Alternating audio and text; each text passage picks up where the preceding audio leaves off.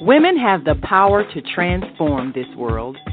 We can end crime and violence if we all agree to do one thing: share. Let's share our wisdom, share our time, share our talents, share our finances, but most of all, let's share our love. This is the Female Solution. Good afternoon, peace and love. I am Michelle Renee, the host of Education Nation. Welcome to the Female Solution Global Network. The goal of the podcast is to raise awareness about the decline in literacy and examine solutions to the decline. Today, I look forward to talking to a colleague, Professor Jocelyn Turner, a community college instructor, about the current rate of college freshmen who come to college ill prepared. This is Education Nation. Peace and love. I'm Michelle Renee, host of Education Nation, live on the Female Solution Global Network every second and fourth Sunday from 12 p.m. to 1 p.m. The intention of Education Nation is to raise awareness about the literacy crisis and to offer information to combat the problem. The goal is to awaken an army of reading coaches and mentors. You will experience guests who are doing their part in the community to ensure youth in their circles are reading and thinking critically. I look forward to serving you in this capacity. Literacy is freedom, and Education Nation will offer information and strategies to help ensure our young people stay free. All right, so welcome to the show. So in addition to sharing strategies for literacy, I also like to begin each show with giving you some information and evidence that we do have a literacy crisis. So in addition to funding reductions and declining enrollment, colleges across the country are dealing with a new and alarming trend in literacy. According to the 2024 College Board report, 42% of college freshmen perform poorly in critical thinking. 39% lack appropriate writing skills for college and writing skills, and 45% have low emotional intelligence. They're coming to us ill prepared, not to any fault of their own. And there are things that elementary schools and high schools can do, and most of all, parents. It's not a lot that we can do with the schools. They have their own rules and regulations, and they have to, and they are responsible to their funding sources. But as households, as parents, it's time for the village to take our children's education back. We always hear that it takes a village to raise a child. Well, now it's time for the village to kick in. Professors across the country say more Gen Z students are struggling with basic reading skills, and that were once expected at the college level. Their stamina for reading in many cases is because of no child left behind and Common Core. They're required to read more in college, but many of our young people haven't read enough books, full books from beginning to the end. They're reading excerpts of books in school now instead of reading entire text. They're reading excerpts of books and short informational articles. That is Common Core.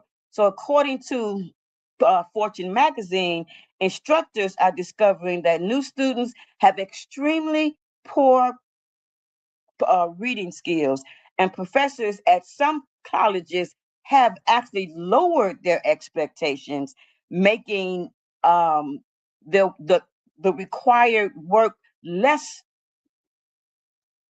difficult, less engaging and rigorous overall, which is not a good thing, because that means we're releasing people into a university where they're not going to be able to um, stand up and do well. And from my experience, for me, it looks like a lack of confidence.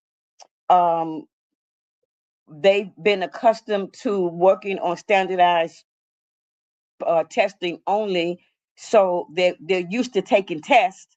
There's a lack of comprehension because of that test taking that is required in elementary and high schools, and the stamina for reading has really diminished. Audible books are readily available. Families don't read together anymore. And if you look at many households these days, there are not a lot of books in the household, actual books, but there's a lot of screens. We got iPads, we got tablets, we got cell phones, we got laptops, we got desktops. So there's a lot of screen time, but not actually actual books. Students are increasing their use of AI, and AI is not going anywhere, but they don't know how to ask the higher order questions for AI. They're asking the easy questions so that AI can produce their actual work for them. And that's not the correct use of AI. So they're not being taught how to use the AI. So I'm going to bring on a colleague, Jocelyn Turner. She is a tenured faculty member in the communications department at Kennedy King College, and she's a lifelong Southside um, resident. She is guided by the call of Gandhi's that said, "Be the change." She previously served as the academic success coach, where she witnessed how modern culture negatively impacts students' learning capacity and their mental health and their growth potential. These insights now drive her pedagogical mission to develop equitable, relevant instructional design for students and facilitate professional development for faculty, ensuring that the 21st century contexts are centered in modern teaching practices and classroom management. Professor Turner, thank you for joining me. Thank you for having me. Is there something that you would like us to know about you that I didn't say? Absolutely not. I think you were very gracious in your introduction. I guess I tend sometimes to be a bit shy, so I think you got it just about right. Okay, Only that I'm a so mom to a 5-year-old who is now reading. oh, So we I might used want to to put be a that in there. I used to be a mom to a 5-year-old, a bunch of 5-year-olds. I'm a mom to adults now. Yeah. It's amazing. And because I'm a mom to adults now, all of my children are readers. Mhm. And I don't know why I always call them my children, but they are my adults are readers. And that came because of what we did in their household. The father Mhm. and I ensured that we had books in the household. We took them to the bookstore. We spent time in the bookstore. We bought books. We made sure they had a library card updated and they were able to go to the library. We went to the library with them. We read with them in the house. At the time, though, we didn't have so much screen time. And I'm a firm believer, I really believe, because of so much screen time that our children have at an early age. I've seen babies with screens, with they can manage and manipulate a phone and an iPad too well, but they don't have that same kind of zeal for a book. Mhm. So part of the reason why I believe that we're having these issues is because young people have too much screen time. Mhm. What do you think about that? I agree with that. I think the screen time is a major concern And just to give a little bit of background context, every generation has to deal with these issues, right? So we're in the generation where we're in the beginning of seeing some new technologies come through. And now we're seeing these technologies just being very inundated in every aspects, every part of our lives. It's intrusive in a way that we don't even sometimes get a choice. And what I mean by that, if you go to your email, the AI is there. When you go to your shopping in your Amazon cart now, the AI is there. So it's almost omniscient in that way. And it becomes a part of life in a way that we're not even questioning it, because it's just there. You don't even have to choose it. They have it set up where it's just there. And so when we talk about the younger generations, like for my generation before me, there are some things that we would rightfully choose. I don't need this. I don't want this, And I think it's different for the generations after this when it's just right there. So they don't know that it's anything else. And so when we talk about the younger generation, we have to remember this is the world that they were born in. Mm-hmm. So these are the circumstances that they were born into. We also have to remember that the pioneers of these technologies, their children do not, or they did not, because they have adult children now, young adult children, they did not use these technologies. Mm-hmm. They did not. Be very clear, Steve. Mark Zuckerberg said, "Oh, screen." Now he has Facebook kids for your kids, for other people's children, but his children, he said he wants them to play outside and read Dr. Seuss. Yeah. Steve, Gates used to talk about how they couldn't have a laptop. They had to sit at dinner and talk about philosophy. Steve Jobs even mentioned that at one time. Elon Musk, we know he has almost a football team of children. And even though he's not in a collective family with those children, he doesn't want his kids to use the screen. In fact, he was trying to build a school in Texas at one time. It didn't go through all the way, there were some issues. Right. But it was supposed to be a school where it was supposed to be less tech and students just learn life skills, right? And so the screens are an issue. We're inundated with them, whether we want to or not. And I do know that the American Academy of Child Psychiatry were saying something. They reported that between the ages of 8 and 18, these kids are on the screen 7.5 hours a day. That's the average. That's a job. Yes, it is. But That's a job. Part of the reason is that many schools don't even have textbooks anymore. Mm-hmm. They have ebooks. They're working online. So if they're online at school all day, and how many hours are they in school? From 9 to 3, approximately, right? And then they come home and they're also having screen time. So it's just way too much. And we're wondering why students are being labeled with ADHD and all kinds of of of things that says that their attention spans are not as as as um as fast as it needs to be, and that's part of the problem.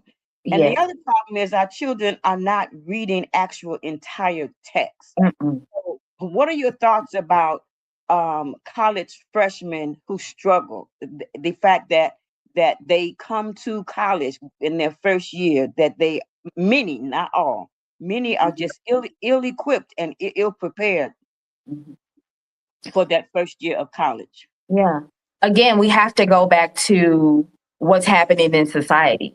And myself, I have to say, as an instructor, I had to do a hard awakening, because I think it's convenient to say what the students are, how they are and things like that, which is true. But, as a literary instructor, it's the classic story of Frankenstein. We talk about Frankenstein all the time. If you never read the book, you don't know that Frankenstein is the doctor, not the monster.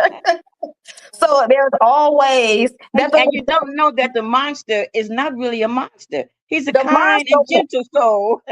But the monster that book is a very interesting conversation because it was written in the late 1800s, and it asks the classic question: do you blame the doctor for creating this? Right? Do you blame the quote unquote monster for being what he was created to be?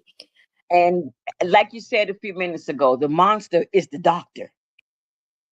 Right. Nobody looks at the doctor as being the monster. Yeah, right. And so when we think of the literacy crisis, we hear that word often, but I think in America, our language construct, and we got a news cycle. We love the word crisis, even when we use it, out of context. But I'm saying that to say, these are, I think, symptoms of the opportunity cost we didn't know to measure of modern living. So I'm saying these things that shouldn't come to be. I don't think there were generations was like, I'm just gonna wake up and be illiterate.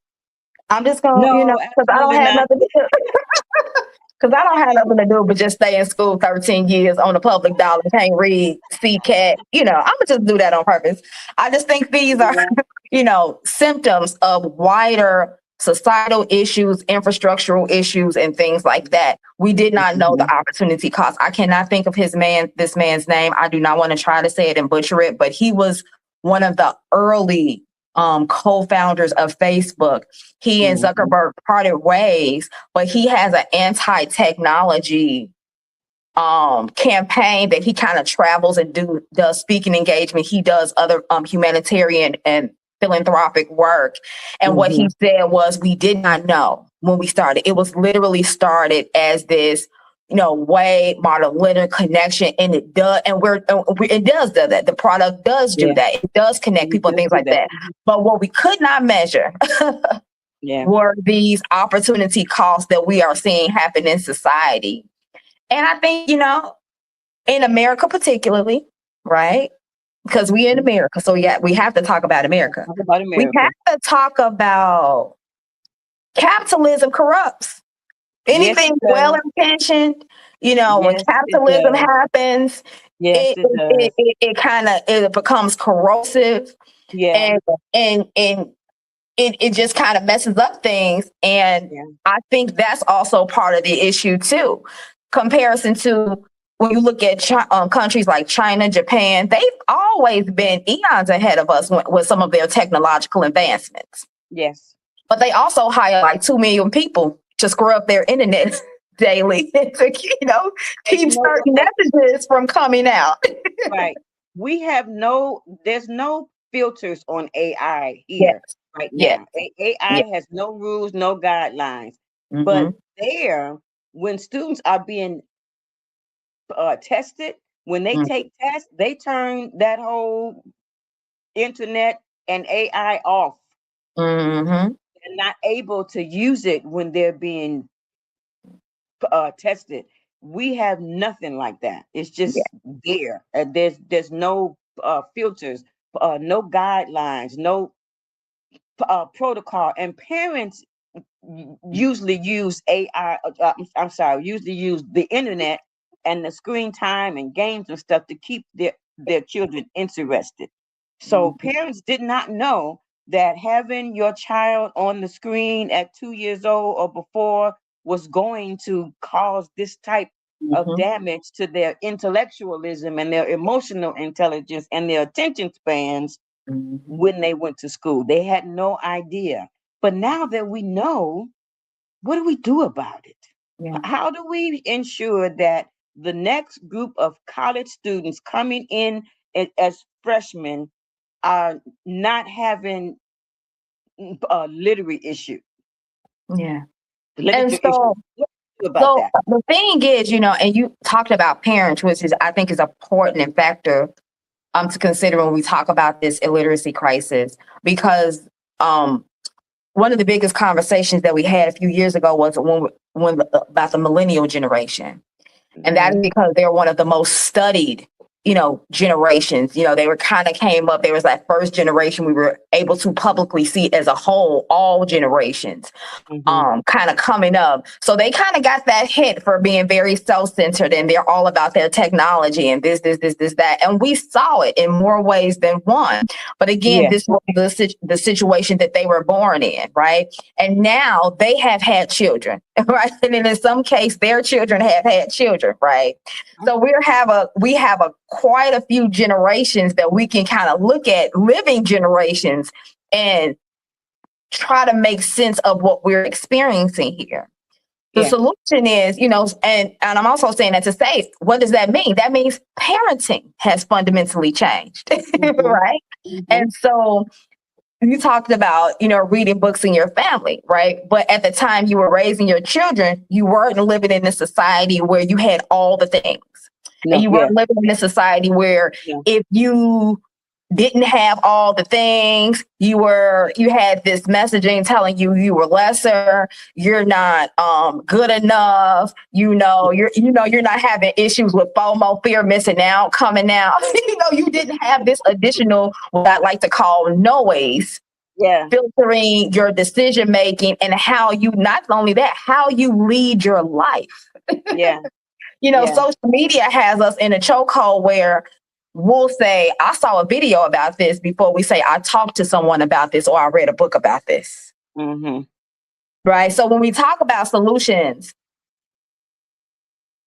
we have to look at solutions as something that would be rooted in a significant culture change.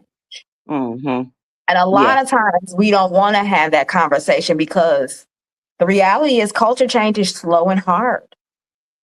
Yes. I do know that I have been reading stories, particular after COVID, because a lot of people, we experience that hard reset as a society.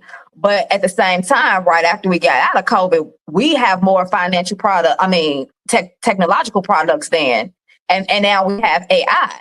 So our societal changes are happening fast. Yes, it is. They said, and it's happening fast, but we're not really paying attention to the impact that these changes are having on our children. Whose responsibility is it? And then once we discover whose responsibilities it is, what can that person or that group do? Something needs to be done. We know we have a problem. So why we know we have a problem. So what can be done about it? So what I mentioned COVID because the point I was getting at was one of the things that kind of happened after COVID was there have been clusters across the world and in America where communities had, they had kind of decided to come back together. Like, for example, I know during COVID, there were some kids, they missed the prom. So there were communities and parents coming together. They were doing the prom parades where people could not come in, but the kids, and it was like a caravan, right? That is ingenuity, a culture shift. What was also happening was parents were doing pods with one another to take care of the children. Okay. That was kind of a new practice because we put the schools in daycare. We put the kids in school unless you got a family member taking care of them. After COVID, there were reports that a lot of parents switched to homeschool. They felt like the online or remote. They felt like the online learning, like particularly for the smaller children, was just too much. You want them to sit in front of a computer screen, for all of this time. So I was reading where there were some communities and just mothers, hey, it's a community. It's 3 smaller kids in the community. Maybe on this day, such and keep them for a few hours, and we're going to do reading and this and this and this. And maybe on another day, such and such is going to keep the babies, and maybe we'll do nature and science together. So after COVID, there were some communities that I were reading about just across America and across the world, even though it was deciding maybe we need to pull back, right? Because we were forced to pull back during COVID. And maybe we need to figure out how we need to have a different approach with our children. And these were community-driven things, not top down, not the school changing, not the government saying we need to do this or do this, but people in their community saying, you know what, maybe we need to try a different approach. Yeah, we do need to figure out a different approach. The thing is, I'm in a lot of conversations about the problem. And as we keep talking about the problem and figuring out different approaches and what to do about the problem, our children are growing. They don't stop growing at all. So, um, something we need to do something now. What can we tell people to do now? As a matter of fact, a college freshman, if a young person knows that they want to go to college, what can they do to Yeah. ensure that their freshman year is successful? If the Oh, freshman year is successful, then the years after will also more likely be successful. What can a person entering college do right now to ensure that they have a successful year? again, culture. I have to say that. Thomas Edison said, a lot of people miss opportunities because it's dressed in overalls and looks like work, right? Mm-hmm. Our college students are not prepared to deal with the life of a mind. So if a freshman came in and they understood that the exertion of them learning didn't mean something was wrong with them because they got to work hard, and they can kind of get into learning how to build their skill, right? Because so much of learning is habit. You have to have the habits to learn the things. You have to have the habit to learn the things to figure out what you're good at and what you're bad at, right? You have to learn it is no sometimes. You are wrong sometimes. And that means that you are wrong about the thing, not that there's something wrong for you. Because a lot of times the students today, they don't know how to take constructive criticism. They don't know how to take, feedback, right? And also helping students understand that learning is an experience, right? If you fail a class, it's not the end of the world, right? If you have a tough conversation with a professor, it's not the end of the world. You have to take all of these pieces of your learning journey to create a whole, because all of that is part of your holistic learning experience, not just the content of your academics. That has to be impressed upon them, because they're taught in such a binary that if something is wrong, it's them, right? It's not.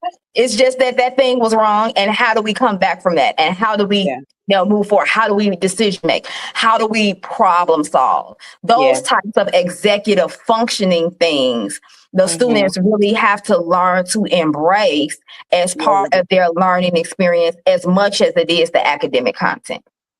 You're right. There's a couple of comments. Naima Latif says homeschooling helped parents realize the school curriculum didn't really prepare our children for life skills, and she's right about that.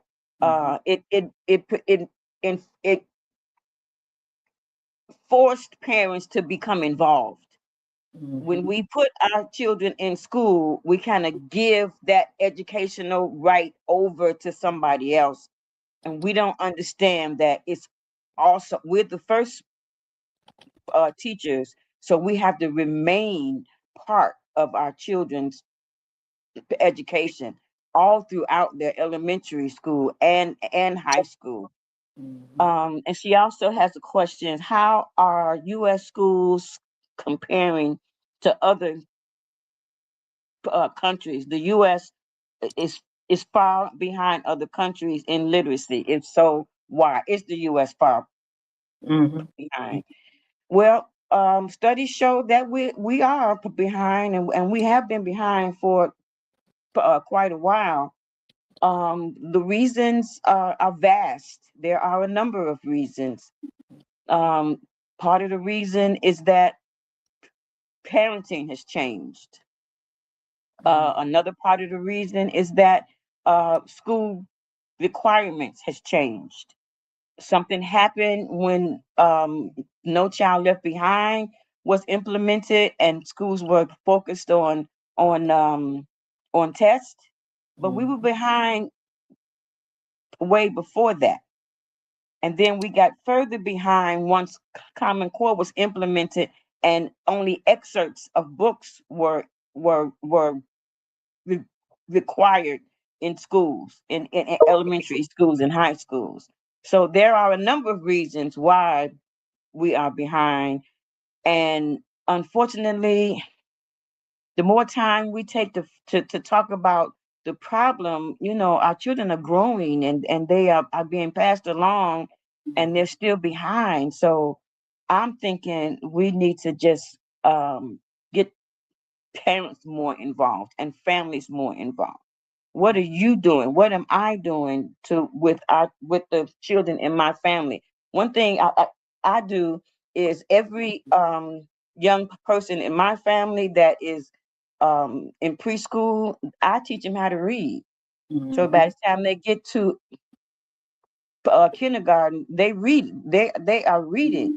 That's what I do. But I can't save the world. I can't even save my family, but the one thing that I can do is I can ensure that the young people in my family are reading. That's what I can do. Great day, Sugar. What are you doing? Yeah. Yeah. So how do you help the freshmen that you encounter? What type of issues do they have, and how do you help them push through those issues? Yeah. The main thing, so let me just, again, I have to go back, right? I was born in 80, right? I think Black History Month was so because this year is the 100th year of the country celebrating Black history. Yeah. So if you go back to the annals of history, we got people like W.E.B. Du Bois, who wrote the Black Almanac, because he was really the first Black sociologist to really put our stuff on the books as a culture, right? Carter G. Woodson came along and said, you know what, we're American too, and we have a unique story on this soil. We need to have this celebrated in 1926. Fast forward, we're 100 years later. Yeah. Now, it was initially Black History Week. It turned to Black History Month, right? So I think it was in the late 70s Black History Month was established. Because I was born in 80, I'm really that first kind of generation when we're going into school and we're singing that everywhere. Like, it's really pushed, right? We just lost Jesse Jackson. And I remember in my morning class, we had to say, I am somebody. That was part of our upbringing. We had to say, Usini Perkins, hey, Black child, do you know who you are? Do you know who you really are? Do you know you can be who you want to be if you try to be what you can be, right? Back to the basics. That's what was instilled in me, right? Yeah. Yeah. That is the spirit that I take into my classroom. So I have to have a conversation that's not focused on the deficits. You have to know that you are somebody and that you can be who you want to be if you try to be. Right. Who you can be, right? That's right. You got to do some trying, right? Who you can be, right? I encourage failure. I encourage learning, persistence, and resilience. And because I really focus on my focus is developmental education, I'm dealing with students who the reality is people would question, why are you here? Why are you in the deficits are so acute,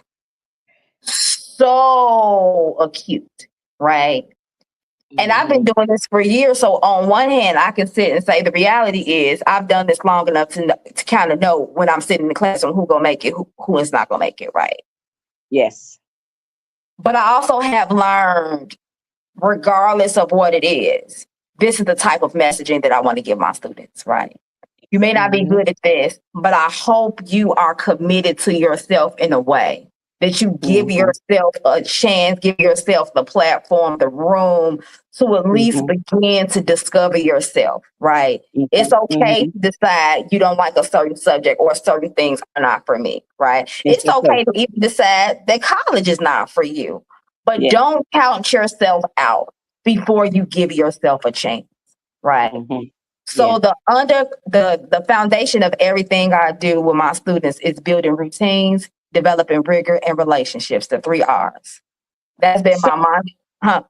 Yes. So in all of the curriculum I develop and all of mm-hmm. my instructional approach, it's making sure I'm hitting on those 3 R's: routine, relationships, and rigor. Mhm. Okay, so it's time for a commercial break. And when we come back, I want to go back a bit and I want you to explain why do you encourage um errors and mistakes. Okay. Go back to that. Great day. It's your girl Asada here to introduce a new female solution show called Asada Says. That's right. Every month we're going to talk about everything I am, from cryptocurrency and financial security to good health and parenting strategies. Come on and talk with me every Tuesday morning from 7 a.m. to 8 a.m. And let's do that thing the way Asada says it should be done. See you then. Peace, right here on the Female Solution. Okay. So let's go back a bit. Why do you encourage failure? It's an important part of learning. Why? How? Um, it's an important part of learning because it's part of brain development and brain rewiring, right? Mm-hmm.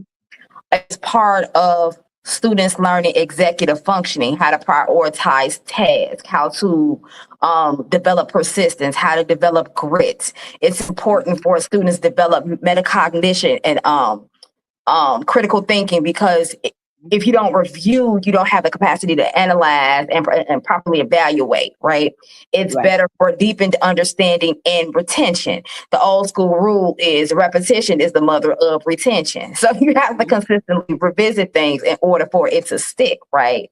Yes. So, and then also the biggest thing is you have to learn who you are through failure. The Yes. problem is a lot of our young people are so unsure of themselves because they have not been tested. They Yes. have learned that they're great. So the moment a mistake happens, the moment they mess up, it's existential. They did Mm-hmm. not get the early reasoning, this too shall pass. Or they didn't have the conversation after something happened where, oh, I'm sorry this happened, but what did you learn from it? Right? Yeah. They did not get Mm-hmm. all of those conversations. So they really don't know what to do with all of that anxious energy. Mm-hmm. So I have to teach my students that if you get a bad grade or if you have a negative outcome, that doesn't mean this is you're negative or you're bad, because that's how they internalize that messaging, right? Mm-hmm. Oh, I got a bad grade on the essay. Particularly if it's something that they really struggle in, right? Mm-hmm. It's a book that came out back in the day, The College Fear Factor. Yes. And I love that textbook because there's the chapter that explains the English, the writing classroom is the most feared classroom at every college campus And you know across why? the whole world, not just We have America, to be but very, the world. yes. And We have so, to be very Mhm. critical of their writing, Yeah. because in order for them to write well, they have to understand their mistakes. And in understanding their mistakes and getting accustomed to getting that feedback and being allowed to do over and Right. redo, make better, that's really where the learning comes from. Yes, yes, yes. And so this generation is terribly anxious. That book that came out a couple of years ago, I can't think of the author's name, but it was called The Anxious Generation. He Mm-hmm. talks about these as part of factors why these students are so anxious. They can't have a conversation. So a student will go tell the advisor on their teacher before they talk to the teacher. They just don't know how to handle that type of problem solving in relationship. So me talking to students about having hard conversations. In my FS class, I teach FS at my work, and at my work, it's one of the lowest literacy levels that is offered to students. And I showed them this video at the beginning of class by Maria Folio, and it calls "Everything is Figure Outable." It's not a concept that they understand, right? All these things are not static. There's a great part of life, you know what I'm saying? Yeah. That is consistently figure outable. So I try to talk about mistakes as a norm, not something that happens and it's supposed to, set you out. I have to tell them the quote from Thomas Edison that he says, "I didn't make, mistakes. I learned 10,000 ways not to do a thing." Yeah. So I kind of normalize it to kind of take that angst off. Okay. That they internalize as a deficit in their person, which is that they've never learned learning skills, because learning requires a skill. Yes, it does. Yes, Yeah. it is a skill. Yeah. And the one way that I get students to get accustomed to me giving them feedback is my first few classes, I allow them to give me feedback. They can tell me what I did that didn't work for them, what they think I can do better. And if they can give me feedback, then they're more comfortable with me giving them feedback. Because one thing that in order for me to help them become a better writer, they got to get used to the feedback. Instead of thinking, okay, I'm pouring my heart out on this piece of paper or document, and then I'm uploading it into our learning management system, and that's it. So they think that's it. They don't, they expect to get an A from that because they put their time and pouring their heart out. So in order for them to accept my feedback, I allow them to give me feedback. And they give good feedback too, by the way. Oh, I know. I allow my students to give it to me too, but they usually give it to me at the end of the class. And I have learned that in higher education, it seems like you and we're braving new waters because professors, we don't like getting feedback. Yeah, we don't like getting feedback, but but that is normal. Most people or human beings don't like getting feedback on their work. But I know that if I have to give my students feedback, and they don't want it, they don't want it. They are offended by it. They don't want any parts of it. So the easiest thing that I found to do is to allow them to give me feedback first, and then they accept my feedback. Believe it or not. Yeah. But that's an example of you, again, culture shifting. Yes. Developing a routine in your classroom, right? Developing relationships in your classroom, right? They don't want to have a relationship with you if they can't trust you, right? So that's their way of dealing with that. And I think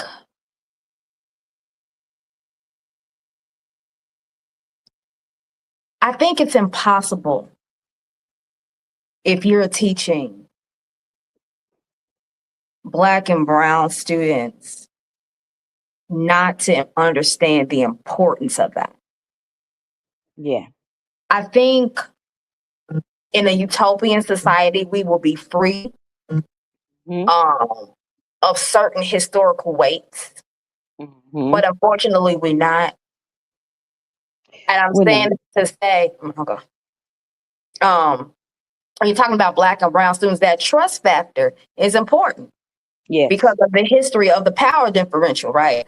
What are you going to do with this power, over me, right? A lot of these students are shocked because they already was in school 12 years, 13 years. And now you're telling me I'm illiterate? I would be shocked too. There were no checks and balances, before that, to let me know or to help me along the way.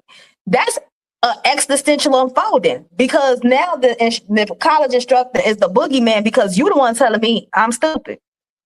That's how they Yeah. internalize it, right? Before this, I was passing. I got A's, I got B's, I got C's. You sure Mhm. it's not you?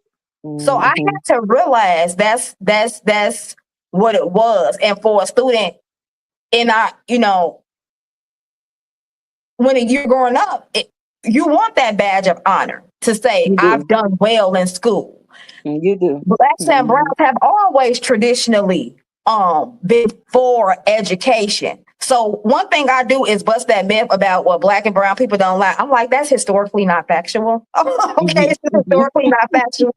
We have Mhm. always known Mhm. that literacy was a way out and a way too. Because Yeah. historically for us, it was what illegal for us to do it. Like Yes. it was Yes. illegal Yes. for you Yes. to read. Yes. It was illegal for you to Mhm. learn. Why learn? Because you're a beast of burden. The quality of your mind does not matter. So all of these historical contexts and factors, I think, also play into the modern classroom, depending on who you're teaching. So I think Mhm. you introducing that is an important part of that culture shift. And even when we can't change systems, Yeah. those instructors who are woke and you get it because the Yeah. revolution is televised as Yeah. you know if you can't change the school, you can change your classroom, right? Absolutely. How are you changing your academic freedom, right? Mhm. I teach a course that's with a half failure rate. I don't Mhm. change my standards though, Mhm. because I realized even those students that fail, they were introduced to it. So they had Right. exposure, Right. right? The Right. students that successfully complete the process, they had the opportunity to go through the entire gambit of it and take it with Yes. them. Yes.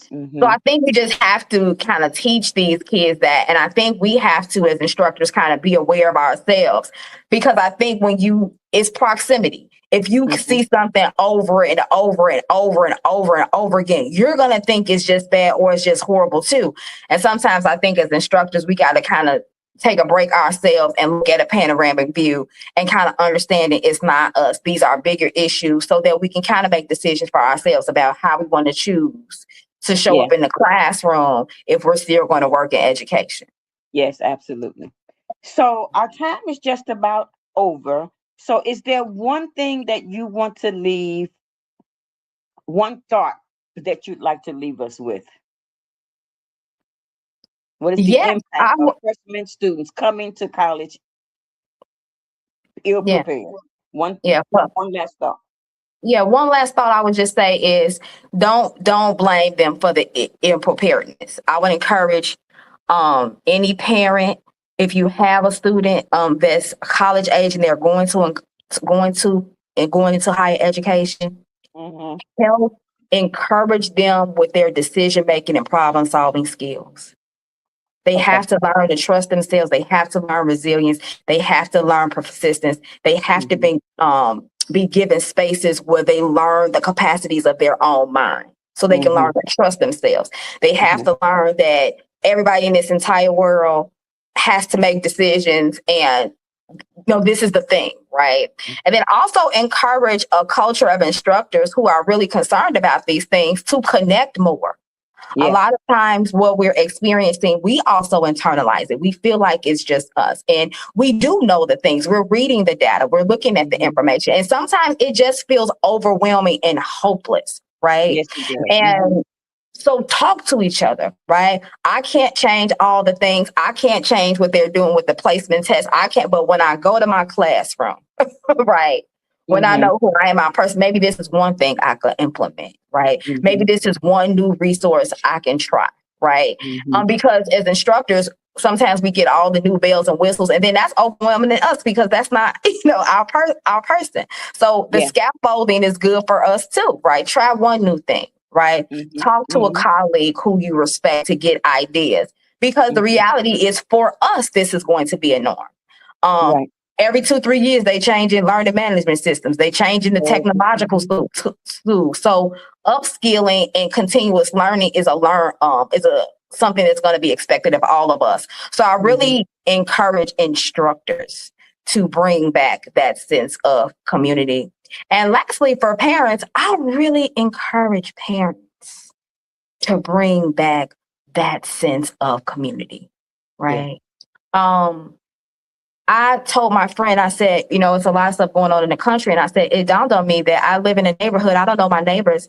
I grew up knowing my neighbors, right? Yeah. Somebody who I can commune with. I grew up going over my friend's house. I'm going over someone's house, go do my homework. That was my experience. Do the kids even have those experiences, right? The parents have to create community, because we have to start creating those third spaces for our kids to figure out, not feeling responsible, because parents are overwhelmed because we feel like we have to manage every part of their lives. But if we were to create community, we can kind of get back to those old school values that have been proven over the test of time, that this is what works. So I think if everybody kind of goes to what was good about each of our generations and have community surrounding the idea of those things, I think we can start seeing the needle move in a positive direction. Awesome. I love that. I love that, actually. Thank you so much for being my guest this week. I appreciate your insight and your perspectives. Thank you so much. This was a learning experience. It's fun. This is definitely a new skill that I'm learning. I get better at it every week, but it's something that I was asked to do, and I think it's important. It's time to help parents be parents of children that come from high achieving homes. That's the goal, to ensure that more of our households become high achieving homes for our young people. Yeah. Thank you so much. Thank you. And I look forward to more conversations. You had one last thought. You said, I think what? I'm saying I think your work is important, bringing these new conversations forth. Yeah. Thank you so much. I appreciate you. Until the next time. Okay, bye.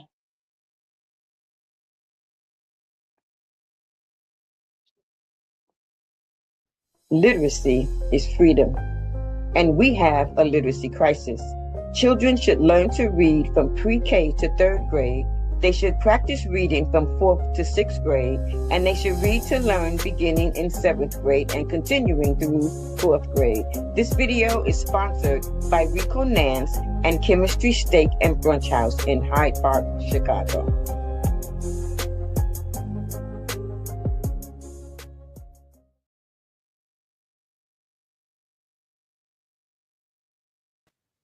Okay, so what can we tell families this time? What's the tip this week to tell families how they can ensure that they have high achieving homes? I'm suggesting that parents help their children figure out what their passion is. And in finding their passion, they have a level of self-discovery and confidence and purpose that they did not have before. Enroll them in different classes. Help them figure it out. It's our job. And supporting their interests also strengthens the parent-child bond, and it helps children develop their own unique identity, making it easy for them to push forward in academics. So, what is Howard's theory of multiple intelligence? Can you give us that? Yeah, when we think about Howard's theory of multiple intelligence, this suggests that intelligence is not a single ability, but it's a collection of different types of intelligence which each person has the capacity for. This theory, it indicates that everyone has different strengths and learning styles across these areas. One type of learning style could be a logical mathematical style where your child's strength is in numbers, working with mathematics. And they love numbers. He's a logical thinker. They reason well, and they are problem solvers. Yes, and another intelligence is verbal linguistic. These are the ones who like words. They would be your writers and your poets and your teachers. They think in words. They like to read and they love to write. They will be proficient in language if you introduce them to other languages. So the practical applications, parents, what what can a parent do? They can read with their children. If your child is a verbal linguistic, read with them. Help them create stories. Play word games. Yes. That's really good. And for me, I love Oh, yeah. the style for music. Okay. Why? Because Okay. music, Okay. it helps to create cognition. It improves your cognition. And those who love music, they understand melody. They get into the rhythms, and they can discern pitch and sound. And so, how can you help to nurture that in your child? Hey, why not make instruments? Mm-hmm. And you can use mathematical equation to help to measure it out, and come up with projects where they can make entries or learn a dance or Mm-hmm. write a poem, which feeds into their linguistic skills, their Yeah. language skills. And put music to that poem. So if your Yeah. child is a spatial learner, then these are the children that's going to be your surgeons in the future, and your nurses, and your architects, and your pilots. Even they visualize pictures in 3D. They Mhm. do well as a daydreamer. Believe it or not, it's interesting how spatial learning and daydreaming. Your child could be a surgeon or a pilot. That's interesting, but to help them with that, I help them build forts with Legos. Legos are really good for spatial learners. Help them, give them chalk to draw on the sidewalk, and help them use maps and puzzles. Those are good to help to build your child's skill if they are spatial learners. Yeah, and so another one, if they are interpersonal learners, they would make good social workers, leaders in politics and communications. It would be a really big piece for them. Team players, they are great as team players, okay? And they are strong leaders. Yeah. So how to support your baby in that is to arrange playtime where you encourage them in sports, put them in sports, and participate in community service things with them. They will love the idea of being and working around other kids and And people. we have intrapersonal Hmm. intelligences. Aquila just mentioned, you just mentioned interpersonal. So Hmm. I want to talk about intrapersonal intelligence. These will be your psychologists and your philosophers and your ministers, even. They understand themselves. They are disciplined, and they are goal orientated. They're independent. So then they will be able to help others also because they understand themselves so well. So to help this type of learner, provide them time, quiet space for journaling. Allow them Hmm. to have time to read and Hmm. to play independently. This builds their intrapersonal skills. They are Yeah. the children who can play by themselves and never be bored. And remember to encourage your child to explore a variety of activities because Yeah. you're learning where their Hmm. learning styles are, where their Hmm. intelligence. And so get And with they may them. have more than one. It's They possible to may have have more more. than one. Yeah. Yes. So And let we them don't want try to new forget things. about the kinesthetic learners. These are the Mhm, ones who will be your athletes and your dancers and your actors. Even they have mhm. control over body movements more than anybody else. They have a lot of physical energy, and they're skilled with their hands and using their hands. So to help a kinesthetic learner, you want Mhm, to help them create an obstacle course, even mhm. not just play in an obstacle course, but create an obstacle course. They can play charades, and you can incorporate all type of bodily movement into even the chores that they do every And day. and Michelle, let's not forget about the naturalistic, Mm-hmm. that intelligence, because that was the one that create our farmers and our horticulturalists. These are Mm-hmm. the ones that are sensitive to the world around them, and Mm-hmm. they're the ones that's gonna keep us fed. Yeah, That's right. That's right. That's and right. so So I'm sorry. go There are go. many critics to multiple intelligences. As a matter of fact, there are critics about every type of learning style or learning tool strategy that we use. And we've been arguing about it too long. Let's stop arguing about it now. Let's just get started. Mm-hmm. We have a literacy crisis.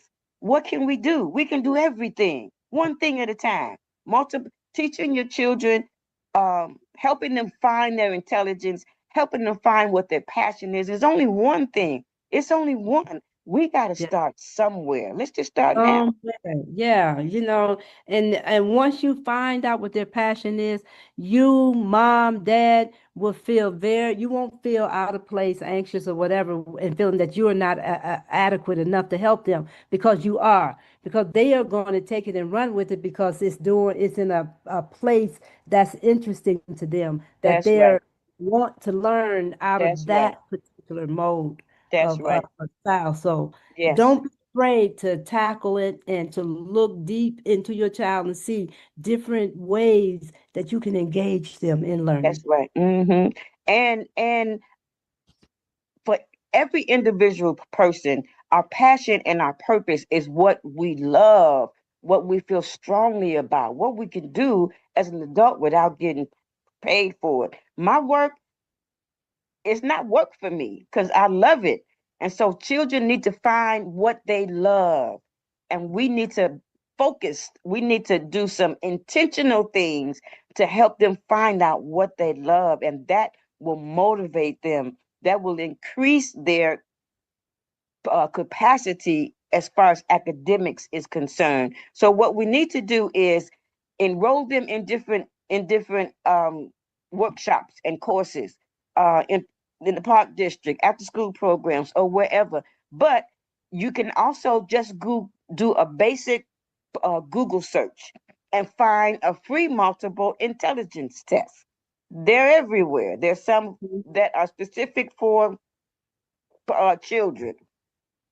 But we know that our time is running down, but we want to just really invite you all into our world, into our space, and come and join us, because we'll be showing up quite frequently now. And let's Yeah. talk about it, and let's see what kind of solutions can we, because we got the answers. If we got a problem, we got the answer to that problem. So And look let's, for our book. It's coming soon. yes. The Trust Parental Safeguards. It'll be available soon. And we're going to share these tips with you in that book. And we Yeah. can talk about it here on Education Nation. Yay. Yeah. So thank you. Thank you for listening to this episode of Education Nation. And if you enjoyed this episode, please subscribe to the channel, leave us a comment, and share on your social media. And I'll see you in 2 weeks.